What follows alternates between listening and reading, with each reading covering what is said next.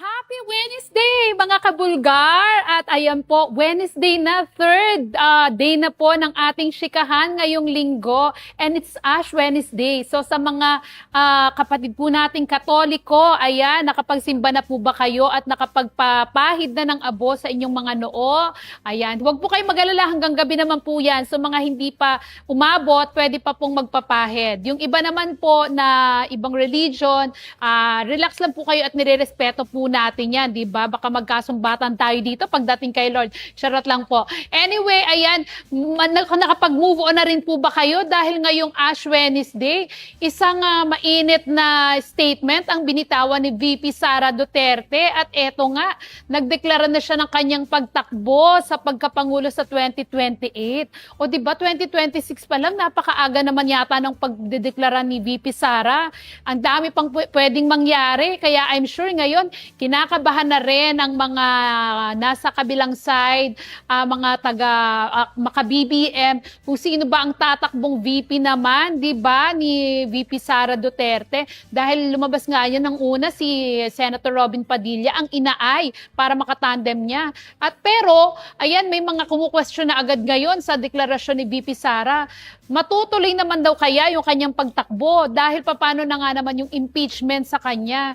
O, di ba? Nako, pero guys, yung mainit na balitang yan ay tatapatan natin ng balitang showbiz. Nagpainit lang muna tayo dahil sa showbiz world po ay mainit na mainit ding pinag-uusapan ngayon sa social media.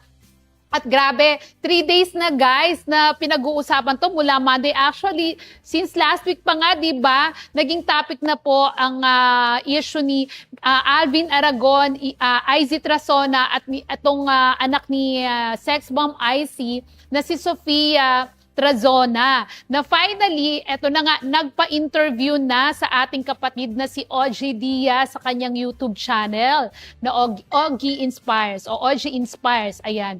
At napakamalaman ang kanyang naging interview dahil ang tinalakay ng ating kapatid na si OG sa interview niya kay Sofia Trazona ay yung naging relationship ni Sofia sa kanyang mother na si IZ Trasona at sa kanyang stepdad na si Alvin Aragon. At syempre, pinanood natin ang interview na yan na very fresh at ka-upload pa lang ni kapatid na OG. At syempre, gusto nating malaman ano nga ba yung nasasaloob ni Sofia, lalo na't umamin siya dun sa naturang interview na minsan na pala siyang nasakta ng kanyang stepdad na si Alvin Aragon. O di ba? Yung una, ang issue lang dito, yung hindi pagtanggap sa kanya bilang isang transgender o isang bading dahil nga sa paniniwala ni na IZ at Alvin Aragon na mga born-again Christians ngayon na hindi katanggap-tanggap ang pagiging bading.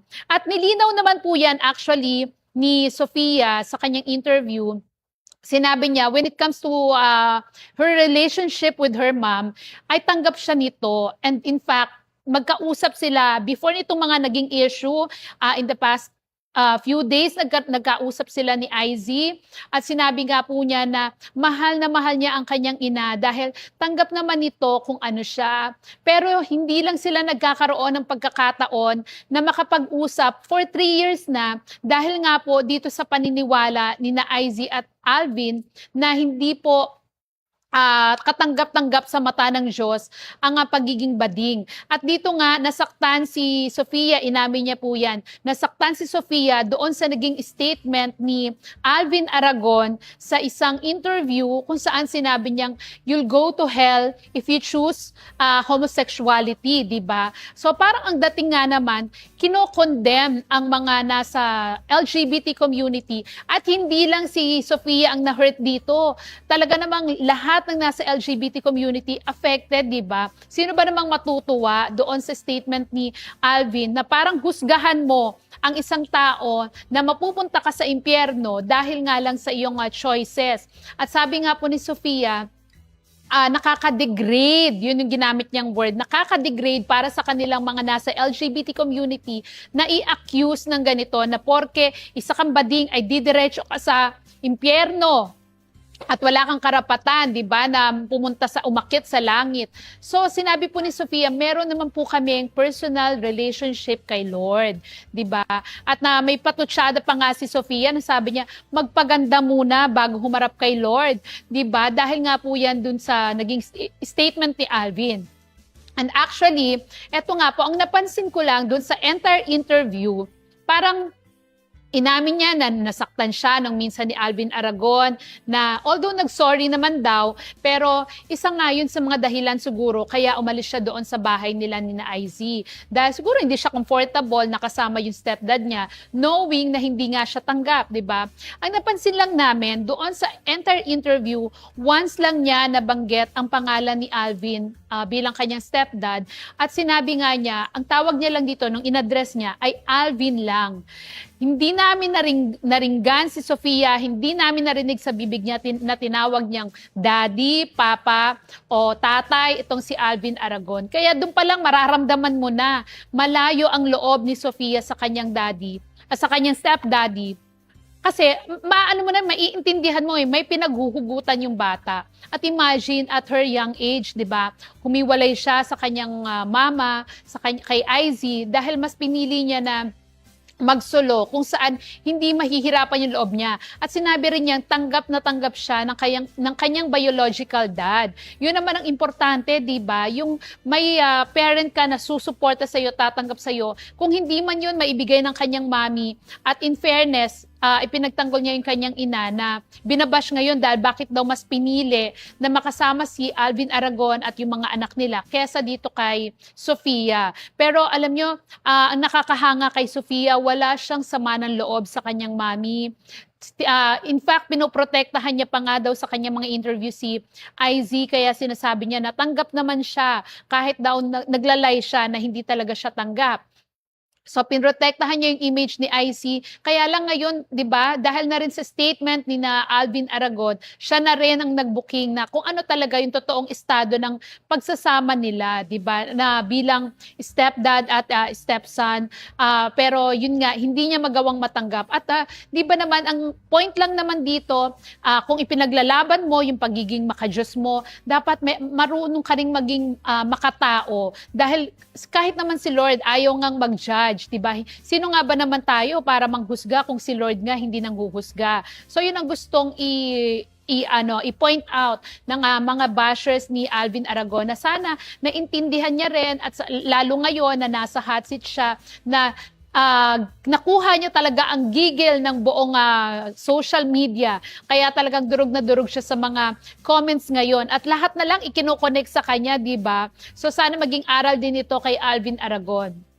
So, ayan guys, ang payo ko naman din kay Sofia, as long as happy naman siya at wala siyang tinatapakan sa kanyang ginagawa, go, go, go lang. At I'm sure, di ba, darating ang araw na magkakaayos din sila ng kanyang mom at sana nga matanggap siya, sana sa madaling panahon. Dahil life is short at mahirap naman, di ba, na sayangin pa yung mga ganong pagkakataon. Ayan, sa mga kabulgar nating nagko-comment na. Maraming salamat, Michelle Maka, Joshua Bondia, kapatid na Dudes Maglaki na nakatutok sa atin ngayon. I'm sure si Dudes affected din dyan sa issue ng LGBT dahil mahal din niya ang mga kapatid natin sa LGBT community. Kay Ate Evelyn Navida Baltazar, good afternoon po. Ayan, oo. So I'm sure marami nakaka-relate dito no sa usapang pampamilya. Pero sana nga magtapos na ito at hindi na madagdagan at matouch din si IZ dun sa interview ng kanyang anak. Baka sakaling magkaayos sila at mag-reach out na siya kay Sofia. Anyway, ito namang issue natin na second issue natin ay tungkol naman din doon sa pag-iingay ng anak ni Rod Navarro Sr. na si Rod Navarro Jr. O diba? Na minsan pong binigyan ng pagkakataon sa Batang Quiapo ni Coco Martin Martin. Pero ngayon, teka lang, saan ang gagaling ang mga hugot sa social media? At katulad nga po na napag-usapan natin kahapon, ikinakalat di umano nitong si Rod Navarro Jr. na matapos siyang kunin ni Coco Martin dun sa serye ay pinagalitan siya, minura, sinumbatan, at kung ano-ano pang mga akusasyon ang kanyang ibinabato sa actor, director at producer ng Batang Quiapo. Oo, actually guys, kahit si Coco ay nakarating na po sa kanya ang balitang yan. At may mga kaibigan siya na actually nagtatanggol din sa kanya. Isa na nga dyan si kapatid na OG na pinadhalan pala ng letter nitong o message nitong si Rod Navarro Jr. At parang gustong magpa-interview, di ba? At kanyang nagrarant siya dun sa ginawa sa kanya ni Mr. Coco Martin. Pero katulad nga namin, ganun din ang opinion at paniniwala ni kapatid na OG. Bakit nga naman magsasalita ng kung ano-ano itong si Rod Navarro Jr. na actually kanina lang nakita namin habang nagbabrowse kami nakita namin na yung statement niya na di umano magpapa-press con pa siya at magpapa-interview sa ilang media na pinagmamalaki niya pa para ibulgar daw yung totoong ugali ni Mr. Coco Martin na hindi naman totoong mabait at mapagkunwari.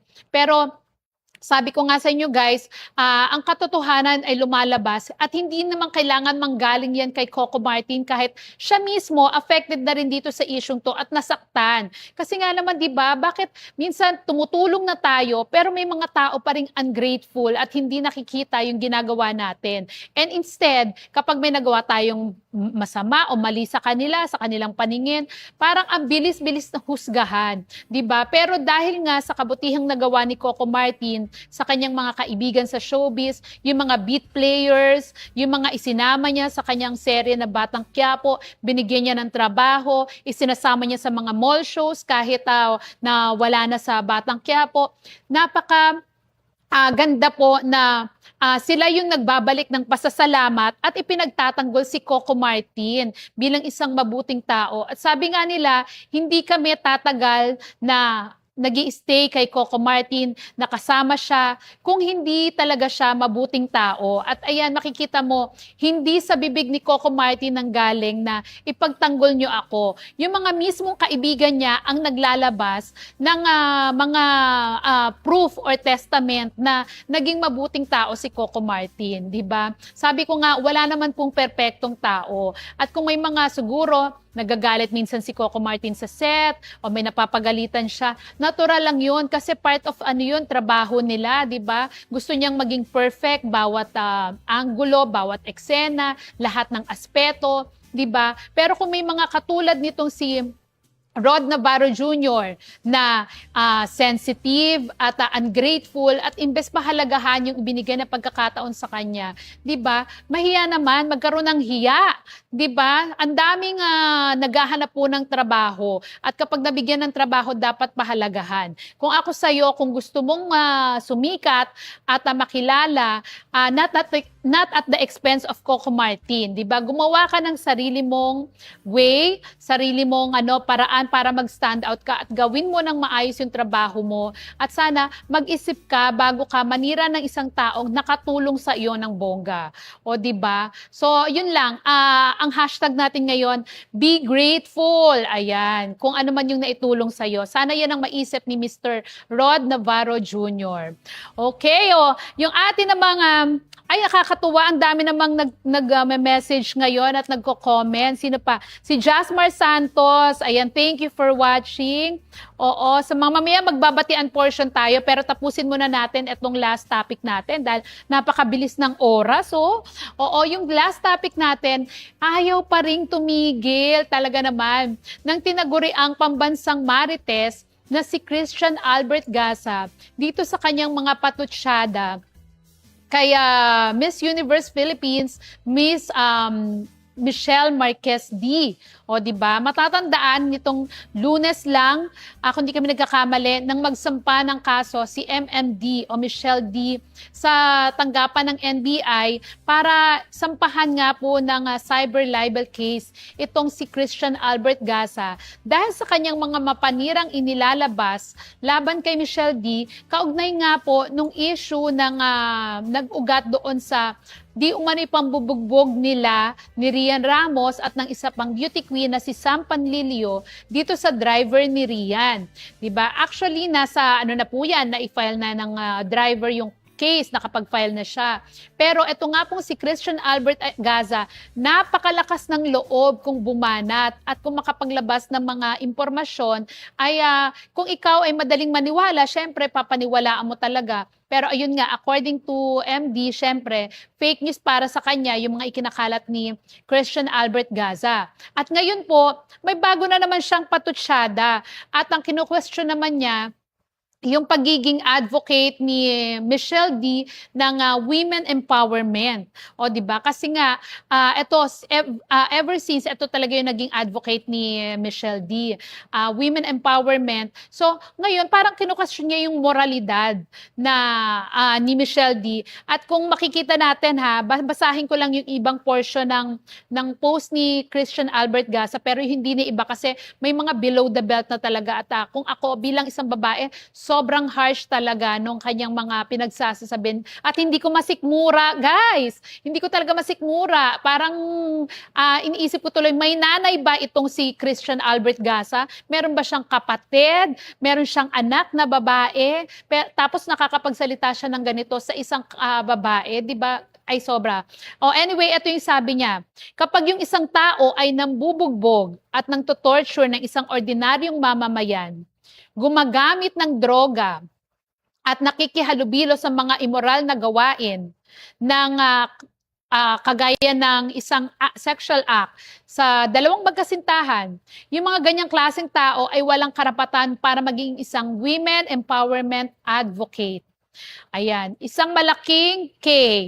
Mga sikat na personalidad na banal-banalan sa mata ng publiko pero masamang tao in real life. Okay, I remember so many people, wala akong pinapatamaan o pinaparinggan, random thoughts lang. Madaling sabihin guys, di ba? Madaling sabihin na walang pinatatamaan, walang pinatutungkulan. At gusto niyang palabasin na blind item ito. Bakit? Kasi nga, libelous ang mga pinagsasasabi niya, isang direktang paninira sa isang personalidad, na isang babae pa nga naman, di ba? Tayo kung gusto nating maglabas ng pitikin ng isang artista, ang mga legit na journalist, kapag gustong pitikin, ilabas ang siguro masasabi nating flaws ng isang artista, dinadaan sa blind item, but not to degrade or to destroy the image ng celebrity. Baka gusto naming pitikin para ipaalala sa kanya na baka gusto mo namang baguhin yung ugali mo or may ganito palang nangyari, di ba? Pero not directly na sirain mo yung tao sa social media, lalo na po ngayon, di ba na napakalawak ng social media. Pero ang tanong, nasaan nga po ba ngayon si Christian Gaza? Maraming pong nagsasabi nasa ibang bansa. So, kung talagang matapang siya, pumunta siya dito at harapin niya yung kasong isinampas sa kanya at sabihin niya yan sa harap ni Michelle D. Diba? O kung hindi niya magagawa yan, iisipin na lang natin na siya isang another DJ Mo Twister na kung matatandaan natin, a decade ago, o 2 decades ago I think, ay nanira naman sa image ni Rian Ramos, 'di ba? Kaya yung mga ganitong tipong lalaki, anong respeto ang ibibigay mo sa kanila?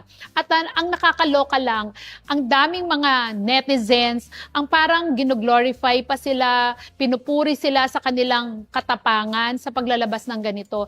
Guys, dapat po nating tandaan, hindi po katapangan ang paglalabas sa social media ng kasiraan ng isang tao. Kung totoong matapang siya, sabihin niya yan sa harap ni Michelle D, sabihin niya yan sa proper venue at doon niya patunayan yung kanya mga sinasabi at hindi yung paglalabas lang ng impormasyon na walang basehan. 'Di ba? Yun lang ang ating guys at sana po sa mga kababaihan na nagiging biktima ng bullying or ng mga ganitong tipo ng tao, magkaroon po kayo ng lakas ng loob na magsalita, to speak up at ipaglaban niyo yung inyong karapatan dahil hindi po tayo nilikha ng Panginoon para ma-step down lang ng mga bullies at mga nagpa-power trip, 'di ba? O sana maging aral din ito kay Christian Albert Gaza kung ano man ang kahinatnan ng kaso nila. Pero sa tingin ko palaban siya at wala akong nakikitang remorse sa kanya, guys. Okay, yun lang. O so eto na. Abot na tayo sa ating batian portion dahil gusto nating i-honor at pasalamatan yung mga everyday ay nag-aabang sa atin. Of course, unang-una na dyan ang support ng ating big boss dito sa Bulgar, si Ma'am Nida Sison at ang kanyang napakagandang anak na si Ma'am Michelle Sison at si Sir Ryan Sison. Ayan, na ang daming plano para sa ating online department. Kaya congratulations sa bumubuo sa online department dahil guys, ngayon nagte-trending talaga yung ating mga videos, yung ating mga materials na ipinipresent sa public. Okay. At of course, kay Ma'am Raytan, Happy Chinese New Year, Ma'am Raytan. Nakahapon ay nag-celebrate sa Beautyderm sa Pampanga ng Chinese New Year. Oo. At kay Maring Tates Gana at sa kanyang sister na si Tintin. Hello na, Diyos ko, katsikahan ko sa ating blind item at nanghuhula talaga siya. Oo, try harder, Tino. At kay Tita Token Lizares at sa kanya mga kaibigang madre dyan sa Sisters of St. Paul. Ayan, sa aking friend teacher na si Teacher Julie Kagungun ng Blessed Playmate Center na hindi man siya nakatutok ngayon, I know pag nire-review niya itong ating video. Kay Teacher Raquel Reyes, of course, ayan, na laging nag-good morning sa atin, pati si Ate Cora Bunag. Kaya Rain Escanio, na isa pa rin sa mga masipag na manghula at nangunguna sa pagtatanong kung sino yung ating blind item. Thank you, Rain. Magpagaling ka, Rain. Oo. Si Sis Madeline Cortez at ang kanyang family, naku, sana makapanood na rin sila ng Bulgara na para maging updated din sila sa mga kamaritesan dito, no? Kaya Nanay Lori Navida, of course, ang aking abyenan.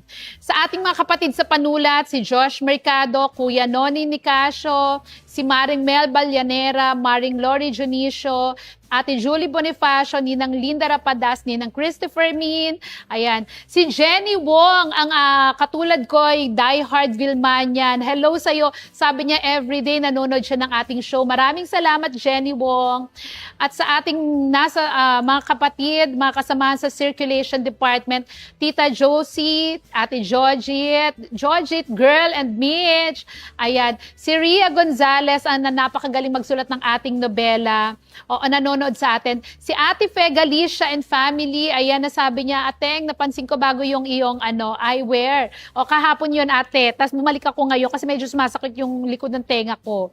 Ayan. Si Ate Evelyn Navida, ayan, na nakatutok sa atin. Sa aking pinsan na si Romel Navida and Ate Faith at sa kanilang mga kids. Kay Ate Arlene Lantaka at Kuya Rainier, at sa ating kapatid na si Tony Coraza. Ayan, maraming salamat po. Of course, sa aming editorial staff, editorial department, na laging nakatutok at nag-share ng ating mga videos sa aking glam team na si Mabel, tsaka si Jenny, si Justin. Ayan, thank you. Kay Mars na nag-share nitong ating post.